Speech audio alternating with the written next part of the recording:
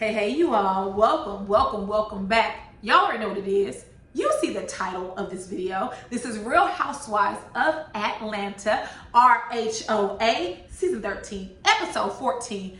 Let's get into it. This episode was really boring. Just a couple weeks ago, Kennedy said it was gonna be fire from here on out, and I guess she forgot about this episode because, baby, I was asleep, okay? But that's not what y'all here for. We're going to talk about it. I am going to skip around, not going to talk about everything because everything show wasn't important enough for me to discuss, but let's jump into it. So, we get to Marlo. She has a showroom called Le Archive or Le Archive, whatever it's called. I hated the name. I actually love Marlo's name, so I was hoping she would incorporate her own name, but that's neither here nor there. She is renting out her luxury and designer pieces, which I actually think is a good idea because Atlanta is full of stunners and show flowers and step toers. So maybe even Sheree will come through and rent a couple pieces. Who knows? So Marlo, you got yourself a good business. There's two reasons for the scene. Fallon is having a Halloween party, and also Marlo tells Kenya about LaToya telling all of her business at the niece's party. And of course, Kenya's pissed. But listen, I feel like Kenya got too close too soon to LaToya. I've been saying in the majority of my recaps that their relationship seemed kind of strange. And I guess the best way for me to articulate it is that I feel that there is a large maturity gap between Kenya and LaToya. And I'm not talking about age necessarily. I'm talking about how LaToya behaves. If I did not know LaToya's age, I would think she was early 20s based on her lack of maturity. Someone like Portia and someone like Shamia are more of her speed. And someone like Kenya, someone like Cynthia, I can't really see a friendship between them. So we're going to see how Kenya confronts her later on. Moving on. Next we get to Drew. I'm going to combine her scenes. She is going to New Orleans for work, and she's just discussing with her mom about how she decided for the trip and how she wants to kind of get in contact with some relatives. We find out that her mom is adopted, and that segues into her talking about her son Josiah. So apparently Drew's first baby daddy has been in jail the majority of Josiah's life. He's only seen him maybe 2 or 3 times, if that, and she's apprehensive because she knew this day would come. But to her, it kind of came too soon because Ralph is the only father he knows. So I'm going to be a little bit gentle the way I have.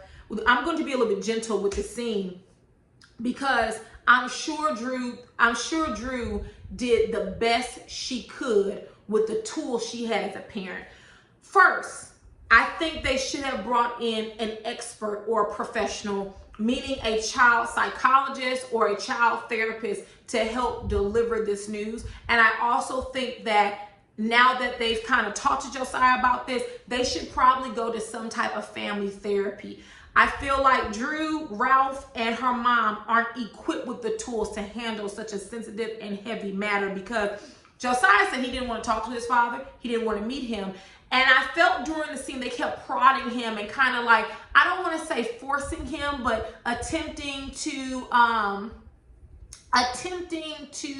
persuade him into considering talking to his father, and he seemed real uncomfortable. So children are not stupid, you are. Children are actually very intelligent, and we should always tell them the truth. Of course, we should do it in a form that is digestible to them and their maturity level and their age, but we shouldn't tell them a lie. I was very appalled when Drew said that how she explained the relationship between her and Ralph when they first started dating is that Josiah could call him Uncle Ralph, and then when they got married, he went from uncle to father. Why even confuse your child like that? And I like I said, I'm going to be sensitive because I do believe that Drew, that was the best she could do. But even when she's referencing his biological father, she calls him old daddy. Like, some of that terminology I'm not okay with, and I'm not a therapist or a psychologist, but I think it would be best in this particular instance for her to bring in a professional who kind of knows how to handle all this and will give them the tools to navigate this. Moving on. Next we get to Mike and Cynthia, and they're at lunch. They have their post-wedding glow, and we find out that Cynthia's vows were 9 minutes and 26 seconds long. So, brief story time. And to one of my best friends. I love you. No shade, no shade. But I was in one of my best friends' wedding in 2019 in July, and their ceremony was outside. Beautiful ceremony, beautiful. When I tell y'all it was hot, and I didn't anticipate the heat. I don't know why it was July, but I didn't anticipate. I knew it was gonna be hot, but baby, it's nothing like standing outside in a bridesmaid's dress with real flowers and wasps and bees are trying to pollinate and fight and sting you. It's nothing like standing outside in that, right? Baby, my friend and her husband had to, and this is no exaggeration, their vows had to be 15 minutes apiece. When I tell you I almost passed out. I mean, I'm all the way in the back because I'm tall. In case you can't tell, I'm tall. And I was the tallest of all her bridesmaids. And I'm just sitting there swaying in the back. It was hot. I'm trying to dodge a bee. And then we sitting there listening to vows. When my friend pulled out that sheet of paper, I said, oh, hell no. No shade. No shade. It was a beautiful wedding. Had lots of fun. But baby, them vows was way too long. So I felt Mike's pain. Mike wants to buy a property in Atlanta. He wants him and Cynthia to buy it together. He has his home in LA. She has Lake Bailey, but he wants something that they can have together. And in Cynthia's confessional, she says she doesn't know what's going to happen to Lake Bailey. Not a damn thing. Cynthia, nothing. You're not going to sell your property, just like Mike isn't going to sell his place out in LA. Don't be a fool, okay? When Cynthia gets in love, sometimes she gets beside herself. Oh no, ma'am, you're going to keep Lake Bailey. You do not have to live there. You can use it as a rental property. But what we're not gonna do is we're not gonna sell it, Cynthia. Don't do that, because the way relationships are set up nowadays, they are here today and gone tomorrow. Keep your property. Next, Drew calls Cynthia. She is inviting her to New Orleans because it's going to be a girls' trip. And if I said it once, I've said it a million times. Drew, I hope you've gotten all your shade out. I hope you've gotten all the reads out, because you were sitting here talking about how Ralph is going to rent a private plane for you all, and that you were going to invite Kenya to show her how to be a good host or a proper host. And then you called this the real girls trip. So Drew, I hope these next few episodes, I hope you get in every single last read that you want, because when Kenya gets to that reunion, I don't want to hear the excuses. Moving on. Next, you all, we get to Fallon's Halloween party. And you all, I wasn't impressed with none of the costumes. I will say Candy always goes above and beyond. Me, I am not a Halloween person. I'm so lazy when it comes to Halloween. I have purchased vampire teeth and put on all black and worn it before. When I was in college, and I'm about to age myself, when I was in college, I decided to be Delicious from Flavor Love, because, you know, she used to wear the belts around her waist, so that's all I did. I am not a Halloween person. I'm not into the costumes. That's just not my type of hype. Now, Christmas, oh, jingle bells, okay? That's my type of hype. But I did like Fallon's Medusa hair, but I don't remember. And I took classical mythology in college. I don't remember Medusa having vampire-like teeth, but maybe it was their modern-day spin on it. Portia's outfit was lazy. Drew is Drew. Candy gave effort. Cynthia was lazy. And Kenya, come close to the camera, Kenya. That costume was out of order.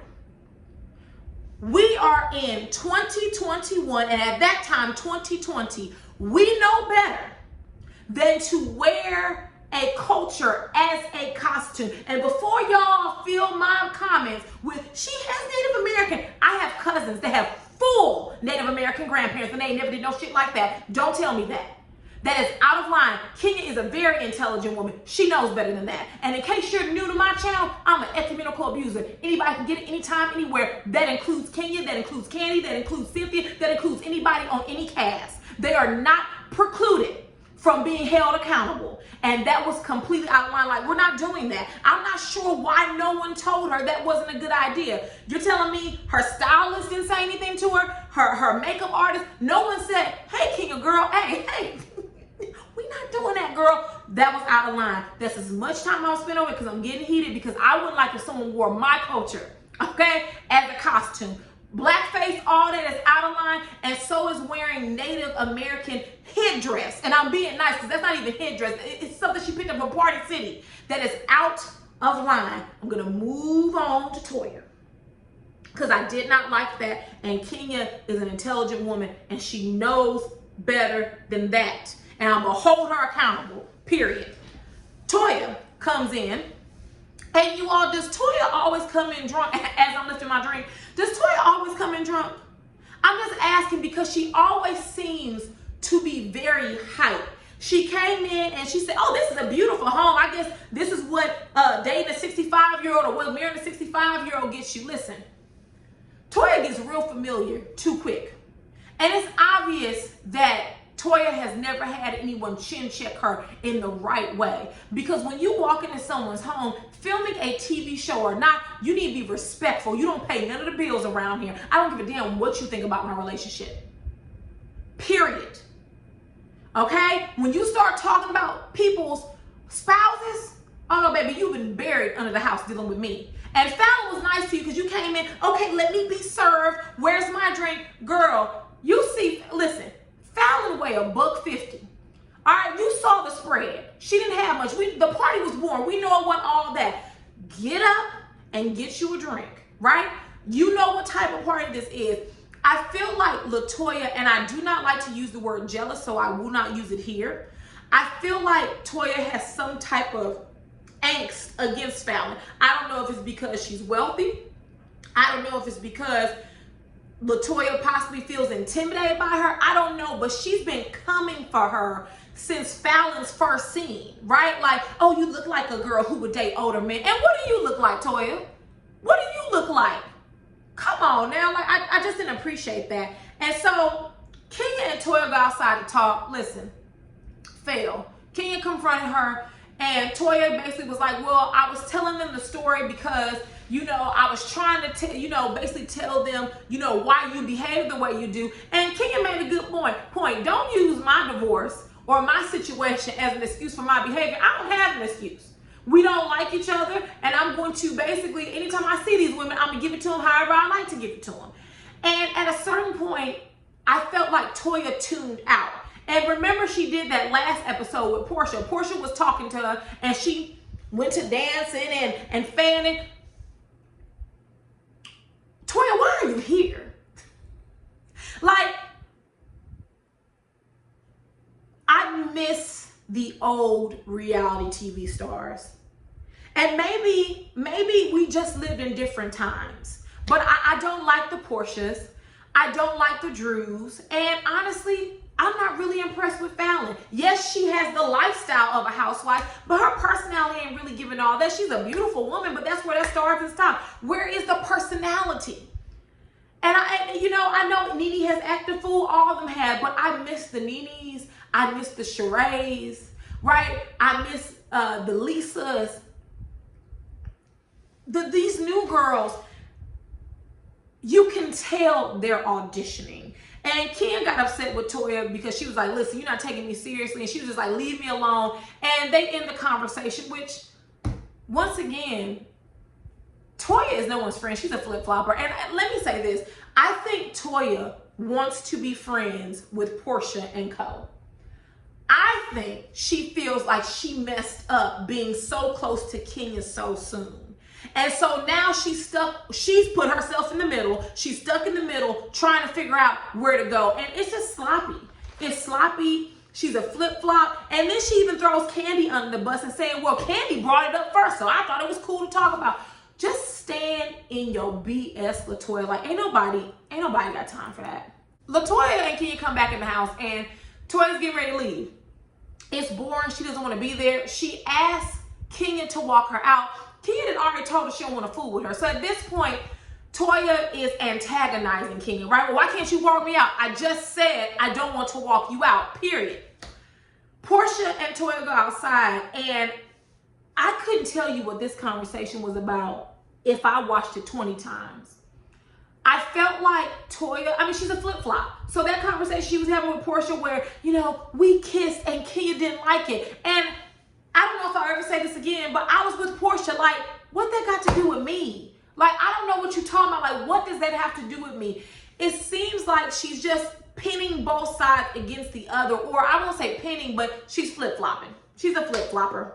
At that point, we go back inside and we see that Kenya's ready to leave too. I guess Kenya had an attitude or whatnot after talking to LaToya, and the party was boring, right? It was boring. It was a dab of people there. It was boring. It was just the cast and the production crew, right? So Fallon was like, oh, okay, well, let me show you out, because Kenya said she didn't remember how she came in there. So they go outside. Everybody goes outside. So Fallon asked LaToya, why are you leaving? And she says, I'm leaving because the energy is off. And here's the thing, Fallon. If you were pissed with what LaToya said, which you were, because when you stood up to go get her drink, which you was better than me, after she talked about my husband, all right, she wouldn't have even got her own drink. She'd been kicked the hell out of my house. But you went and got her a drink and you let it slide. You should have chin-checked her man. LaToya is not a person that you can let slide. And she was like, well, the energy is off because basically what you said about my husband, you come here, you know, making comments about my man, like that's not cool. So they get into this back and forth. And what Toya does is she proceeds to antagonize her. Oh, you got 3 baby daddies. Oh, you got bags under your eyes. Like, and everything that LaToya does, she blames it on being Trinity. Like, what does Trinidad have to do with this? I wish you all would stop referencing where you're from to excuse your bad behavior. I don't care where you grew up at. I don't care if you're from the slums. I don't care if you grew up wealthy. That has nothing to do with your poor ass behavior that you decide to participate in as an adult. Stop. I'm Trini. I'm this. I'm that. I'm from Chicago. I'm from Memphis. We jump gates. It ain't got nothing to do with your geographic location. It has everything to do with who you are as a person and your character and your personality. And so Fallon had enough. She does the Jackie Joyner Kersey. She takes off running around her house. She had already been screaming and holding it back, and you could hear him telling her, like, Fallon, she's leaving, baby. She broke off in that house. She ran to get one of her husband's golf clubs, and the husband that wasn't supposed to be there showed up out of nowhere. And LaToya, let me tell you something. You lucky that security was there. Because you're playing a dangerous game, right? You like to antagonize people to the brink of insanity. And this ain't YouTube, sis. These aren't your friends and family playing along with you for the camera. You go on a TV show where people are fighting over a peach and you won't get clubbed upside the head, sis. So I don't know what these next few episodes are going to bring, but you really need to chill because you come in every scene hyped up and you have no boundaries. You have no chill. And I don't know who told you that was cute. I don't know if production told you that or not, but baby, Miss Fallon was going to play with you. And you're lucky it was Fallon, because had it been that linebacker Tammy from Basketball Wives, she would have broke through all of the producers, all of the production crew, all of the security, and it would have been up to the steal that you deal. You in Atlanta, sweetie. You better wake up and smell the peach real quick, because Fallon was not joking with you. I could tell in her voice she was not joking with you. And there could have been a serious confrontation because you are so desperate to be a part of Real Housewives of Atlanta. Like, listen, y'all. When is the reunion? When? Can LaToya not come back? Because being an agitator only takes you so far. And with that, you all, get down in the comments. Tell me all y'all thoughts. I may have missed some things, but not much because it didn't give us anything. But with that, I will see you all later. Bye. Mwah. Bye, guys.